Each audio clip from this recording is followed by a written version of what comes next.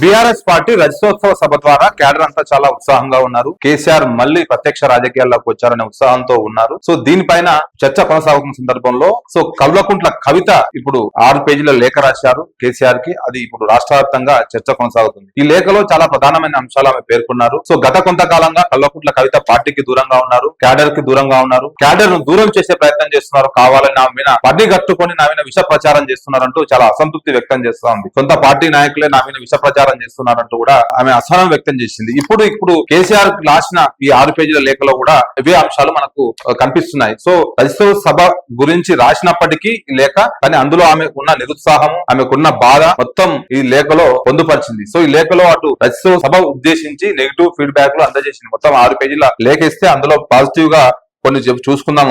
Dear daddy అంటూ ఆమె ప్రస్తావిస్తూ లేఖలో సో పాజిటివ్ ఫీడ్బ్యాక్ గురించి చూస్తే మోరల్ గా హై, అంటే సభ సక్సెస్ అయింది. అదేవిధంగా మీరు ఆపరేషన్ ఖర్గే గురించి మాట్లాడడం చాలా బాగుంది, కాంగ్రెస్ ఫెయిల్యూర్ గురించి మాట్లాడడం చాలా బాగుంది, పేల్గాం అమరవీరులకు మౌనం బాగుంది, పర్సనల్ గా రేవంత్ రెడ్డి పేరు తీసుకోకపోవడం చాలా బాగుంది. సో మీ మీద వ్యక్తిగతంగా దాడి చేసినప్పటికీ మీరు రేవంత్ రెడ్డి పేరు తీసుకోకపోవడం ఇది క్యాడర్ కు మంచి మెసేజ్ వెళ్ళిందంటూ కూడా ఆమె వ్యాఖ్యలు చేసింది. సో తెలంగాణ అంటే బీఆర్ఎస్, తెలంగాణ అంటే కేసీఆర్ అనే మీరు బలంగా చెప్తారని చాలా మంది అనుకున్నారు, కానీ తెలంగాణ తల్లి విగ్రహం మార్చడం, తెలంగాణ తల్లి గీతం విషయం మీరు మెన్షన్ చేస్తారని అందరూ ఎదురు చూశారు, కానీ వాటి మీద మీరు ప్రస్తావించలేదు. ఇది కాస్త బాధ కలిగించిందని రాసింది. ఓవరాల్ గా కొంచెం పంచి ఎక్స్పెక్ట్ చేశారు. ఓవరాల్ గా కొంచెం అంటే ఆయన స్పీచ్ లో రొటీన్ ఉంది కాబట్టి ఇంకా కొంచెం ఎక్స్పెక్ట్ చేశారు, కానీ దానికి అనుగుణంగా మాట్లాడలేదని కూడా రాసింది. డాడీ పోలీసులకు మీరు ఇచ్చిన వార్నింగ్ కూడా వెల్ రిసీవ్డ్ అంటూ కూడా లేఖలో ప్రస్తావించింది.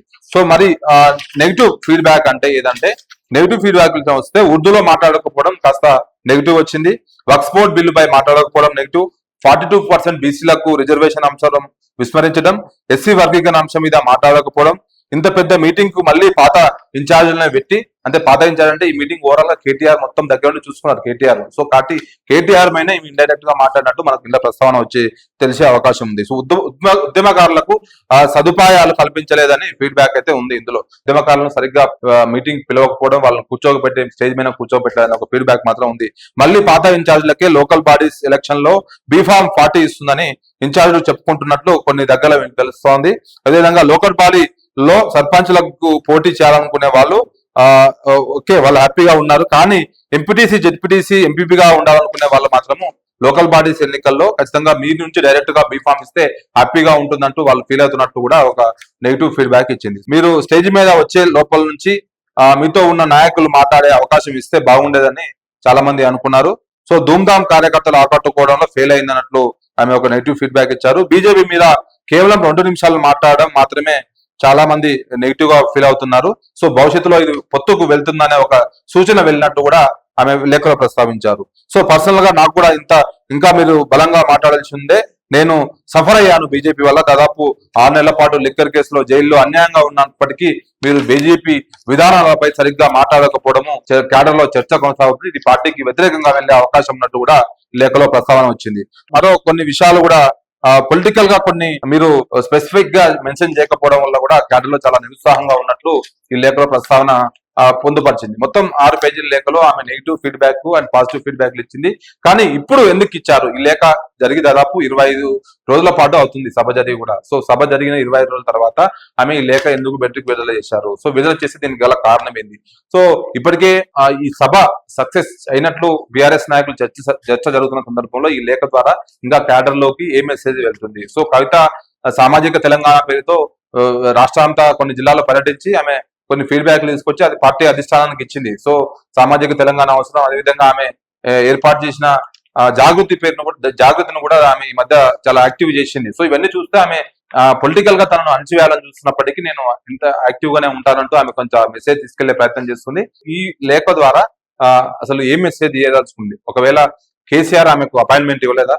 సొంత కూతురే కదా, కేసీఆర్ అపాయింట్మెంట్ కోరే అవకాశం కూడా లేదు. డైరెక్ట్ గా వెళ్ళి కలుసుకోవచ్చు, ఆయన కలుసుకోవచ్చు. సో గతంలో కూడా ఆమె అనేక సార్లు వెళ్ళి మాట్లాడింది. పార్టీ తప్పుదో వెళ్తున్నప్పుడు, పార్టీ కొన్ని నిర్ణయాలు తప్పు తీసుకున్నప్పుడు డైరెక్ట్ గా మొహమాటం లేకుండా ఆమె కేసీఆర్ కి చెప్పింది. కానీ ఈ లేఖ ఎందుకు రాయాల్సి వచ్చింది? ఒకవేళ ఫోన్ లో మాట్లాడవచ్చు, ఒకవేళ అపాయింట్మెంట్ ఇవ్వకపోతే డైరెక్ట్ వెళ్ళి కలవచ్చు. సో అనేక మార్గాలు ఉన్నాయి. కావాలని ఈ లేఖ ఎందుకు రాయడం, ఇప్పుడు ఎందుకు రిలీజ్ చేశారని మాత్రం బీఆర్ఎస్ వర్గాల్లో చర్చ కొనసాగుతుంది. దీనిపైన ఇటు బీజేపీ ఇటు కాంగ్రెస్ సంబంధించిన నాయకులు భిన్న అభిప్రాయాలు వ్యక్తం చేస్తున్నారు.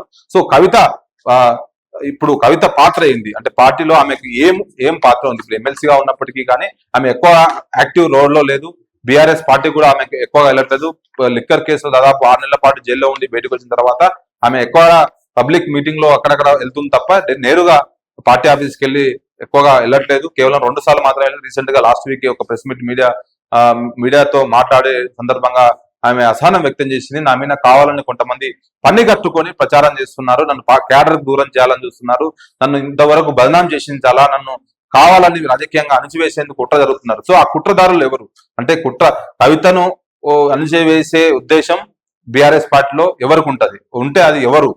కింది స్థాయి లీడర్లు అయితే ఉండదు. ఎమ్మెల్యేలకు, ఎంపీలకు, మాజీ మంత్రులకు అయితే అవకాశం ఉండదు. ఎవరు ఆ నాయకులు? హరీష్ రావా, కేటీఆరా, లేకపోతే కేసీఆరా అనేది మాత్రం ఇంకా చర్చ కొనసాగుతుంది. సో ఖచ్చితంగా దీనిపైన అయితే త్వరలోనే కవిత బయటపడే అవకాశం ఉంది. సో ఆమె పార్టీ పెడతదా? సో గతంలో కూడా ఆమె బీజేపీలోకి వెళ్తారో సొంత పార్టీ పెడతారో అనే ఒక ప్రచారం అయితే పెద్ద ఎత్తున కొనసాగింది. ఇప్పుడు ఈ లేఖ ద్వారా ఆమె అసహనం వ్యక్తం చేస్తూ ఓవరాల్ గా మీటింగ్ బాగున్నప్పటికీ కొన్ని విషయాల్లో చాలా ఫెయిల్ అయ్యారు, కొన్ని విషయాలపై మాట్లాడలేదు. సో మీటింగ్ అంతా చప్పగా సాగింది. బీఆర్ఎస్ పార్టీ రజతోత్సవ చాలా గ్రాండ్ గా జరిగింది. అన్ని గ్రామాల నుంచి తీసుకొచ్చాం, పెద్ద ఎత్తున మీటింగ్ జరిగింది, లక్షల మంది వచ్చారని చెప్పుకుంటుంటే ఈ లేఖ ద్వారా మాత్రం ఈ లేఖ వచ్చిన తర్వాత బీఆర్ఎస్ నాయకుల్లో అంతర్మదనం మొదలైంది.